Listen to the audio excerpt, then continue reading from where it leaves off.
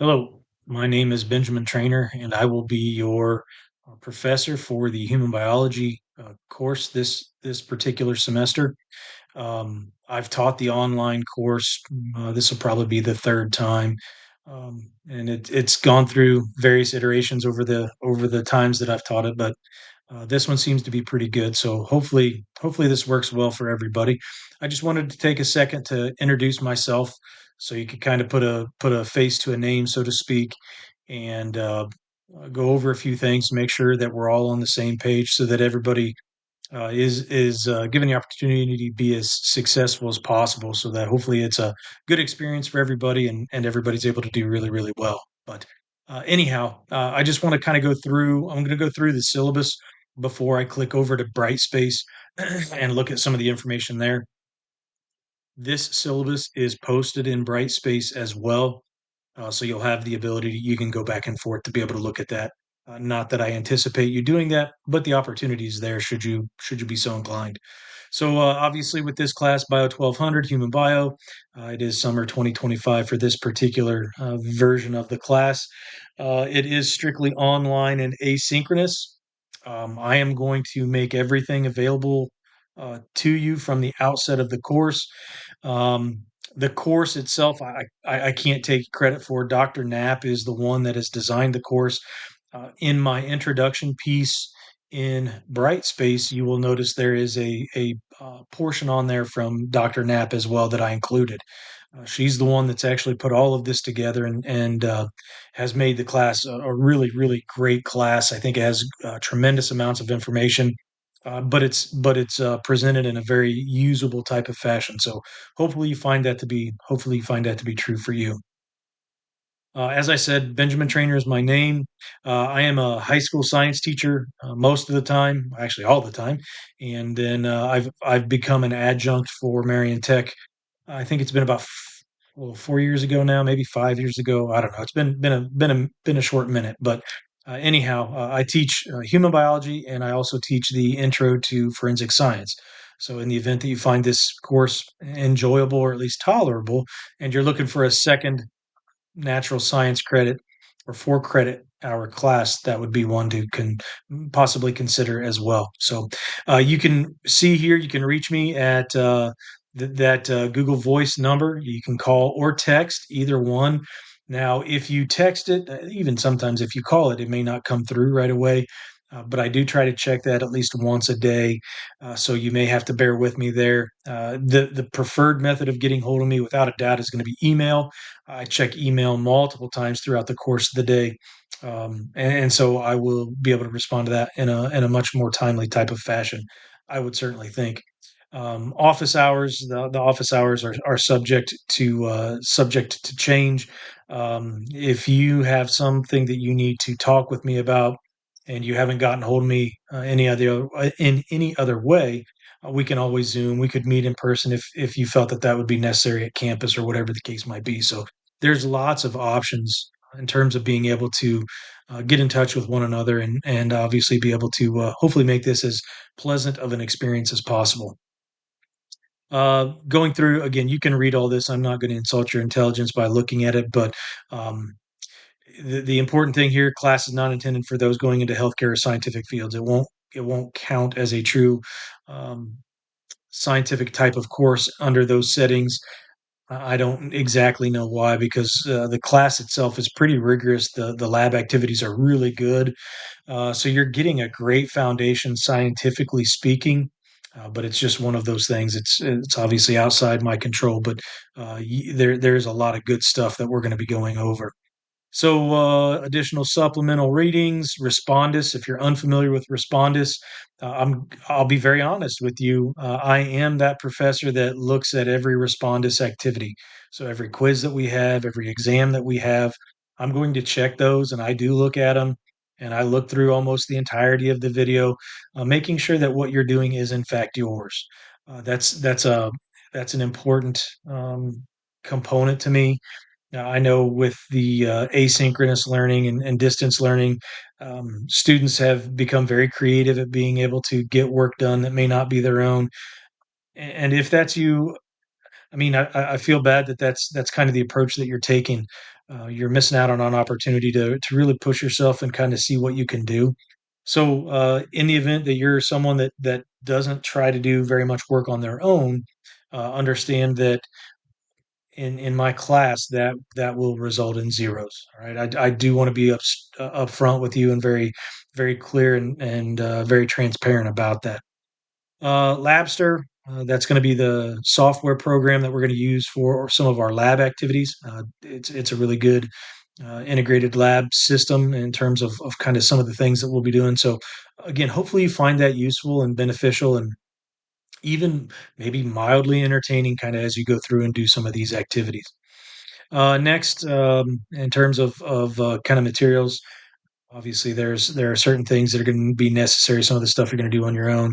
The learning objectives, there'll be learning objectives for each of the different um, lectures that you'll have, and they are presented at the beginning of those.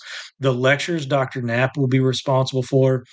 She's been gracious enough to record all of her lectures, and then we just simply share those and the information that's in there. Obviously, it's the same information that I teach when I teach this class in person, but obviously we use her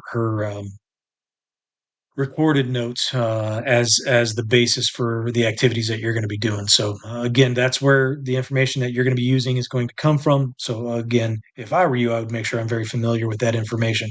Some of it's very easy and stuff that you'll look at and hopefully remember from when you were in high school or maybe your most recent biology course. Some of it may not be as familiar, but again, it's all very doable and very realistic in terms of the expectations. The important part on here in this particular section, at least in my mind, is this syllabus. All right, in terms of kind of giving you an idea of what we're going to be doing and when.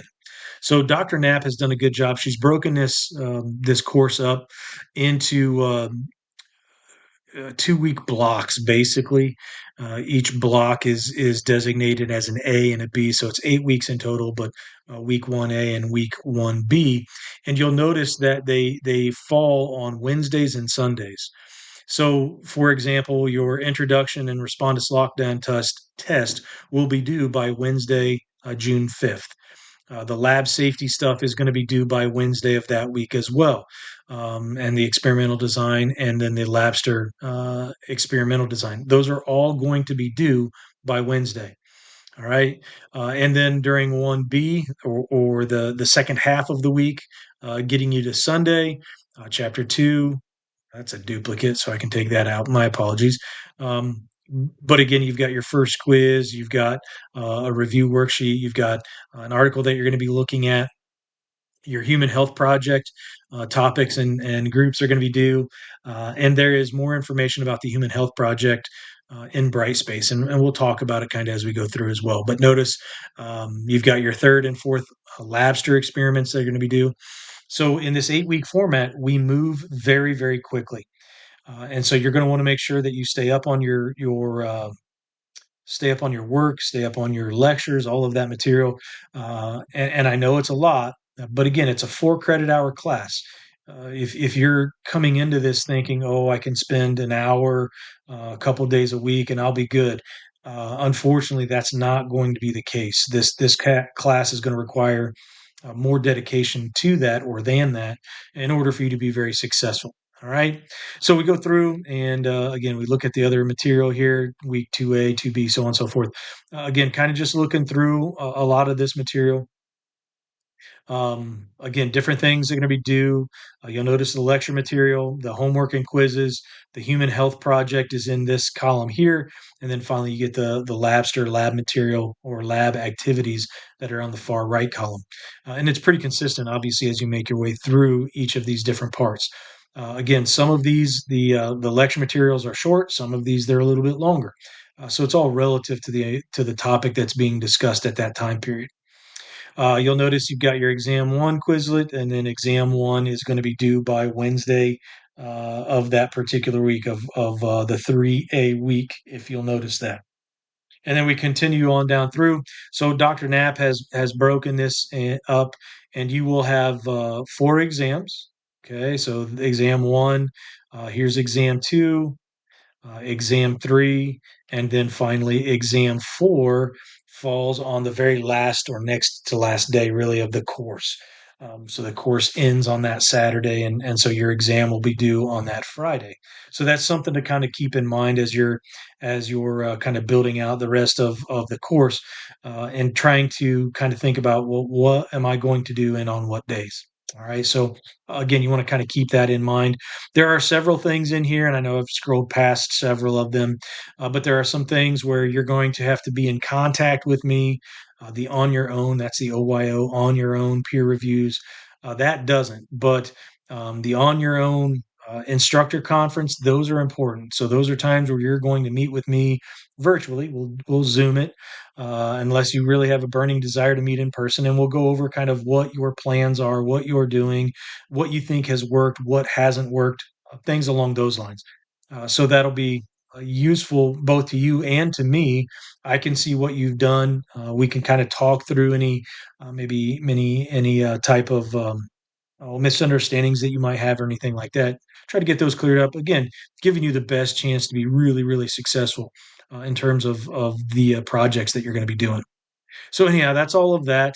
Um, the evaluation and grading, again, you do have to be present in the course. Each week, I'll be taking attendance. As long as you're doing some of the assignments, you're going to get credit for being present. So if you miss one, don't freak out. Like, I mean, obviously, an assignment that you've missed isn't good because you're losing points. But at the end of the day, you're still being tracked as being present if you've done the other stuff. So at the end of the day, it still ends up being beneficial to you. Okay.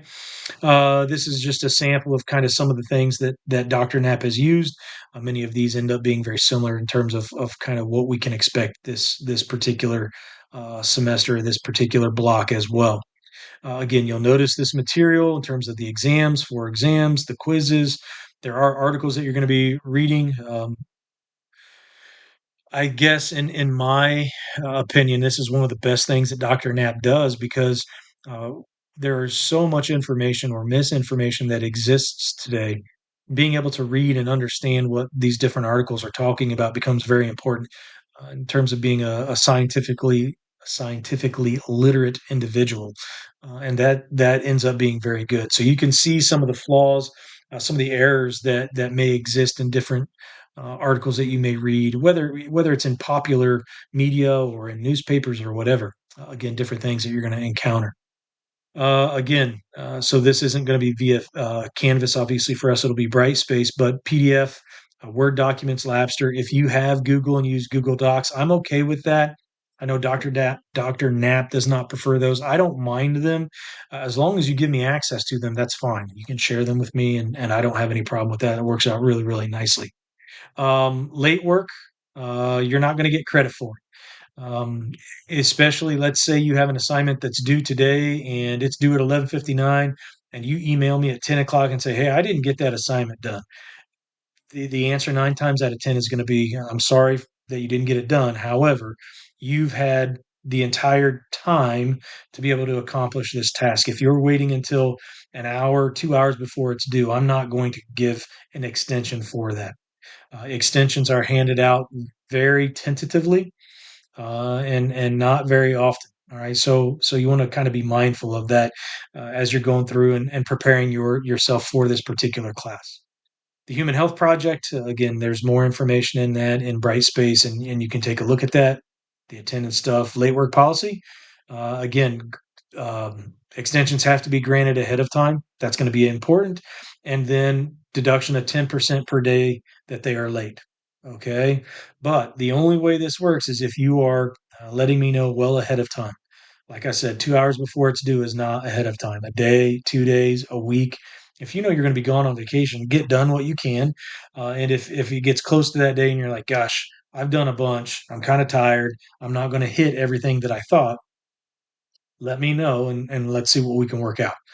That'll be very important to you. Okay. Exam makeup policies. You'll be good on the first three. The fourth one, not good. There's no way to make that up without delaying the input of your grade. So that's something to be mindful of. The regrade request, if you feel that's something that's important. The plagiarism stuff I kind of alluded to a little bit previously. make sure you're doing your work on your own. Um, that's going to be very, very important. I know AI is a fantastic piece of technology, does a lot of wonderful things, but I also know that there are a number of individuals that use it incorrectly or use it in an unethical type of fashion. Again, that's something that I do check for as we go through. Um, Listen, I'm old. I've been doing this for a long time. I've read lots and lots of writing by a lot of different students, some that are brilliant, some that aren't as brilliant. And I have a pretty good grasp, not great, but a pretty good grasp of what I can expect. And so if your writing seems really fantastic, I'm probably going to check it. And if it comes back as clean, fantastic. Great job. I have no problems with that. But if it's coming back as 60, 70, 80% AI generated, we're going to have a conversation because, again, at the end of the day, I want to know what you think. I want to know what you can generate in the gray matter between your ears, not what the computer is able to spit out for you. All right. So again, that becomes very important obviously as the class goes along as well. The communication stuff, name, class, section number, those are important. Name is going to be most important, really, to me. The credit hour, competencies, communication devices, all of that stuff. Make sure that any of your exam times, don't use your phones, don't use your watches. I've run into that a couple different times now in several of my classes. I don't. I'm not looking to penalize anybody for not doing things the right way, but like I said, it is something that is important to me. Okay. Academic misconduct, you can take a look at that. Again, important there. We do have Turnitin, so things that you type out will be used. Um, you should note that you can use the AI generated stuff to an extent, but again, you've got to identify that. You got to cite it, and most of the time, I'm not interested in that. All right, and so then you have this part right here that becomes very, very important. So again, make sure that you're doing your own work. I don't want AI or any of that other stuff to generate your answers. Financial aid, attendance reporting, it becomes important. That's why we have to take attendance and make sure that you're doing what you're supposed to be doing. Again, you can go through and look at these. If you have any type of assistance that you need, again, you can reach out to different individuals. Let me know. I can contact people on your behalf. You can reach out on your own. There's lots of opportunities for you to receive help if you need it. Okay. There is the academic advising and tutoring stuff, all of the different mental and social health aspects that become part of this. So there's lots of opportunities for you to get help if you need it. Okay. And that's what a lot of this goes into say, talks about the emergency procedures. Again, with this being asynchronous, probably not a lot of that we're going to have to worry about as we go through. All right, so that's the totality of that information really in the syllabus. Hopefully, I didn't go through it too quickly. If you have questions, again, like I said, please feel free to reach out to me. That'll be very important to you. All right, so Brightspace. Let me go to ours.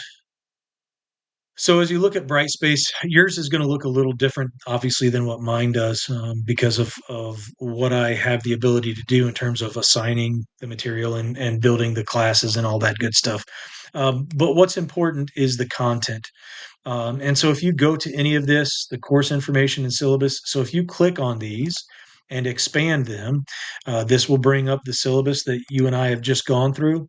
Now, I also have it linked somewhere in here. I've got a link that will take you to my Google Doc that has it in there as well.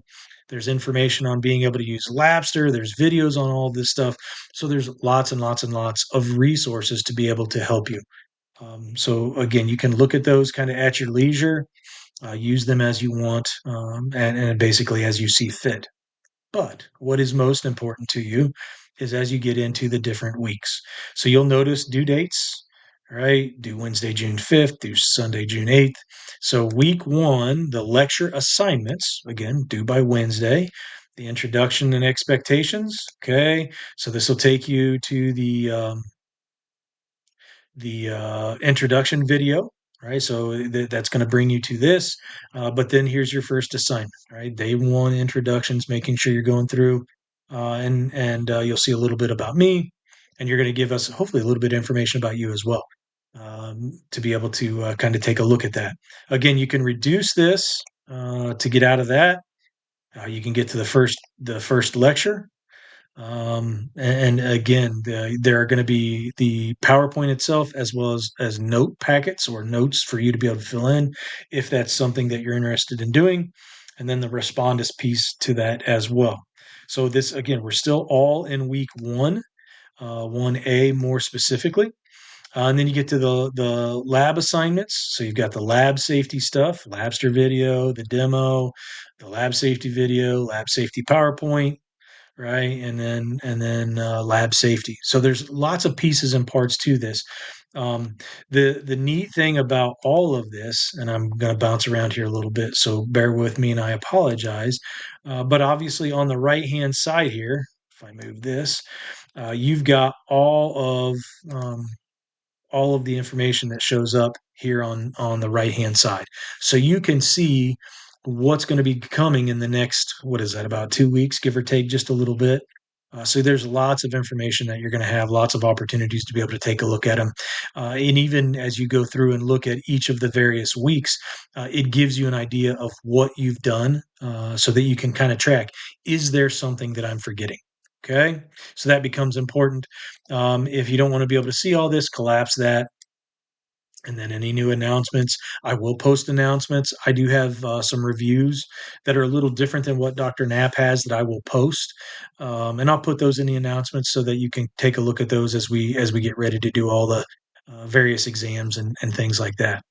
So I hope this helps maybe answer any questions that you might have.